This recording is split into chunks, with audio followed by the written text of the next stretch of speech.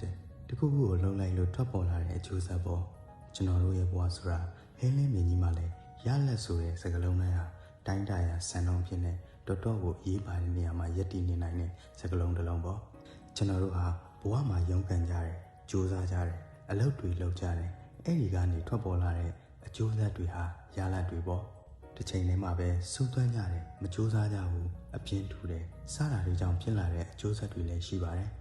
အဲ့ဒါလေးရလဒ်ပါပဲ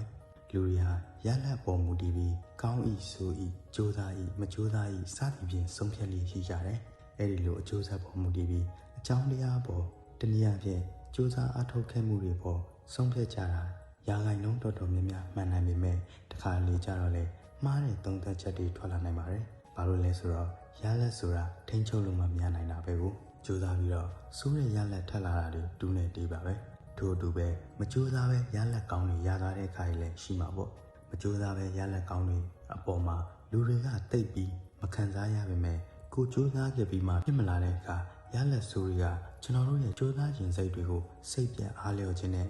ဖြည့်ဆည်းပြတတ်ပါတယ်ထိုက်တင်တဲ့လောက်လည်းကြိုးစားခဲ့တယ်ကြိုးစားသမျှလည်းကျင့်တတ်ခဲ့တယ်ကျင့်တဲ့လောက်ရလက်ကကောင်းမလာတဲ့အခါဘယ်သူမှဆိုစိတ်ထဲကြမှာထုံစံပါပဲစိတ်ထဲကြပြီးရလက်ကိုမကျင့်တဲ့လို့လောကကြီးကိုထပ်ပြီးအရွေးတိုက်ပြမယ်ဆိုရင်တော့နှခါရှုံးဖို့တည်ကြနေပါပြီ